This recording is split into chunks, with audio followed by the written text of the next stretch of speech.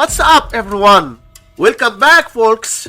In this series video, 213 minus 213 which equals 0 times 213 minus 213 equals 0. Now we have this problem, 0 times 0 which equals 0. But this answer is not correct because according to the order of operations, we must do the multiplication and division, then do adding and subtraction. So first we do this multiplication, then this subtraction, and at last this subtraction. So we have first this multiplication, 213 times 213 equals 45,369. So we have